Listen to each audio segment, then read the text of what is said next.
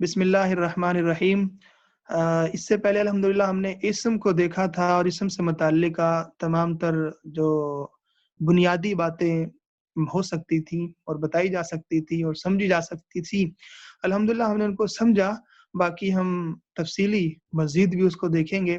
लेकिन जैसे मैंने अर्ज़ किया कि अरबी ज़बान इसकी बुनियाद वो 3 चीज़ों पर है, यानी 3 ग्रुपों पर है, जिसमें से पहला ग्रुप इस्म था, दूसरा ग्रुप फ़ेल था, तीसरा ग्रुप हर्फ़ था।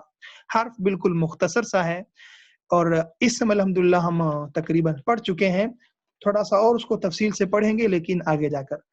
फ़ेल जो है वो भी अल्हम्दुलिल्लाह हमने काफ़ी हद तक पढ़ लिया है। अब मैं फ़ेल का खुलासा आपके सामने रख रहा हूँ, जितना हमने पढ़ा है यानी कि फ़ेल अम्र तक। तो देखिए जनाब, ये तो हमें मालूम था हरूफ हरकत के मिलने से लफ्ज़ बनता है। लफ्ज़ मुफ़रद होगा या मुरक्कब होगा और उसके बाद फिर अगली बात जो थी कि जनाब मुरक्कब फिर अब कौन-सा है, नाक़िस है या अपना जी, ठीक हो गया। हाँ, तो अब मुफ़रद जो है वो बामाना होगा या बेमाना होगा। अगर बामाना है तो वो कलीमा कहलाएगा, कलीमा होगा तो फिर कलीमा की 3 अक़साम है इस्म, फ़िल, हर्फ़। ठीक हो गया? और उसके बाद ऊपर से जो लफ्ज़ मुफ़रद होगा या मुरक्कब, तो मुरक्कब होगा तो वो ताम होगा या नाक़िस होगा। ताम होगा तो जुमला इस्मिया कहलाया या जुमला फ़ेलिया कहलाएगा। ठीक है? नाक़िस होगा तो फिर वो ये 4 मुरक्कबात थे, मुरक्कब तौसीफ़ी, इशआरी और जारी। यहाँ पे 3 लिखे हुए हैं लेकिन असल में 4 हैं, मुरक्कब जारी भी है। और उसके बाद जनाब फिर हम आगे चले थे।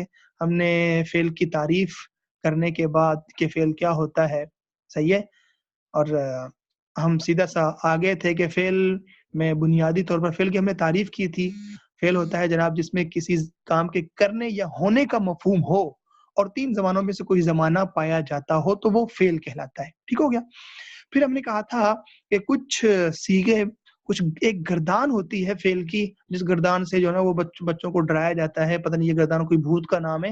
हालाँकि वो सिर्फ़ 14 सीगे होते हैं और हर ज़बान के उर्दू में मैंने आप जब ये शुरू में पढ़ाया तो मैंने उस वक़्त आपको उर्दू की गर्दान भी सुनाई थी और इंग्लिश की जो गर्दान वो भी मतलब मैं उसको गर्दान कह रहा हूँ लेकिन हर ज़बान का अपने उसमें जाके अलग से नाम होता है।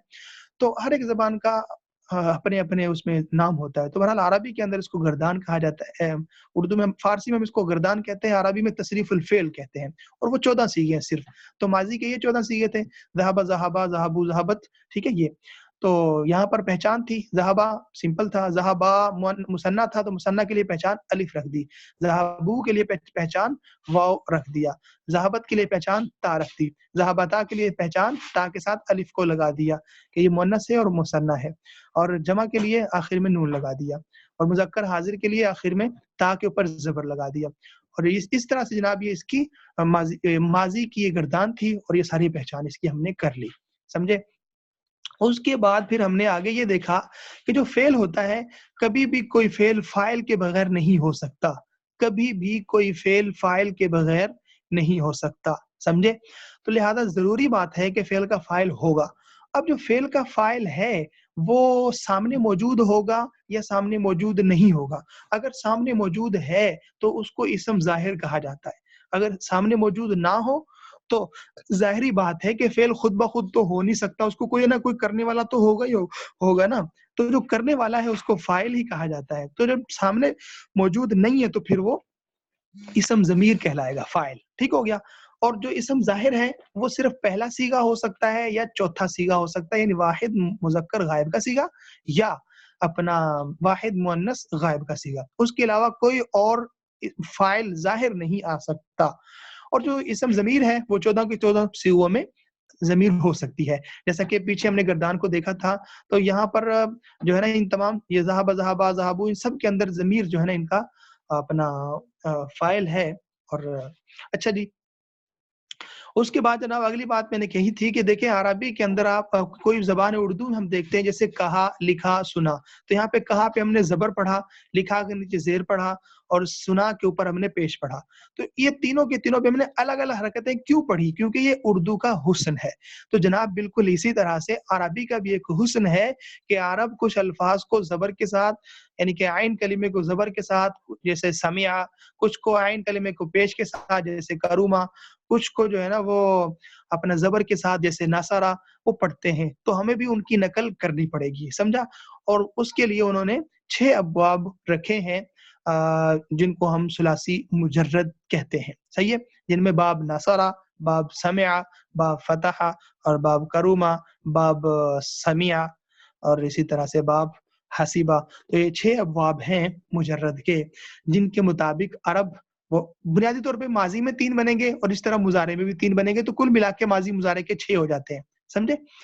اچھا جی. اس کے بعد آپ دیکھیں تو ہم نے یہ میں نے جیسے بھی عرض کیا تھا، فاعل اسم ضمیر ہوگا یا اسم ظاہر ہوگا، مفعول اسم ضمیر ہوگا یا ظاہر ہوگا. ٹھیک ہے؟ وہ ساری تفصیل آپ کے سامنے خود بخود آ گئی ہوگی. اس کے بعد جناب میں نے عرض کیا تھا پھر کہ جو فاعل ہوتا ہے وہ ظاہری بات ہے کہ ضمائر اپنا وہ ہوتی ہے کیا کہتے ہیں اس کو، منفصلہ. ٹھیک ہے؟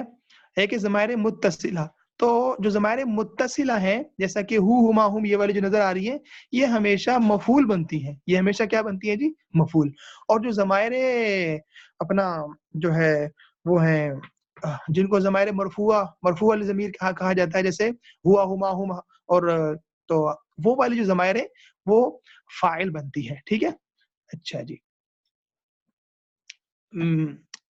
اچھا آگے دیکھیے جناب. آگے میں نے آپ سے عرض کیا تھا کہ فعل کی بھی 2 قسمیں ہیں. کچھ فعل لازم ہوتے ہیں اور صبر کرو، کچھ فعل لازم ہوتے ہیں اور کچھ متعدی ہوتے ہیں. ٹھیک ہے؟ لازم فعل وہ ہوتا ہے کہ جو مفعول کو قبول نہیں کرتا، اور متعدی وہ ہوتا ہے جو مفعول کو قبول کر لیتا ہے. تو یہ اس کی بحث ہوئی تھی لازم اور متعدی سے متعلق. سمجھے بات کو؟ اس کے بعد جناب آگے ہم نے پڑھا تھا جملہ فعلیہ میں مرکبات کا استعمال. تو مرکب اشارے کا استعمال ہم جملہ فعلیہ میں کر سکتے ہیں. ھذا الولد، یہ مرکب اشاری ہے تو نصرانی ھذا الولد فعل کے ساتھ استعمال. نصرانی ابن زید مرکب اضافی کے ساتھ استعمال. نصرانی الولد الطویل تو مرکب توصیفی کے ساتھ یہ نصرانی فعل کا استعمال. یہ تھا جناب. ٹھیک ہے؟ اس کے بعد جناب ہم نے آگے دیکھا تھا فعل ماضی میں تاکید پیدا کرنی ہے. تو فعل ماضی میں تاکید قد کے ساتھ، لام کے ساتھ، قسم کے ساتھ، انداز کے ساتھ 4 طرح سے پیدا کی جا سکتی ہے. فعل ماضی کو منفی بنانا ہو تو ماں کے ذریعے سے بنا سکتے ہیں. فعل ماضی کو سوالیہ بنانا ہو تو وہ آپ کو معلوم ہے کہ جس سوال کا جواب ہاں نہ میں دیا جاتا ہو اس کے لیے حمزہ اور حل کا استعمال ہوتا ہے. جس سوال کا جواب ہاں نہ میں نہ دیا جا سکتا ہو اس کے لیے جو ہے نا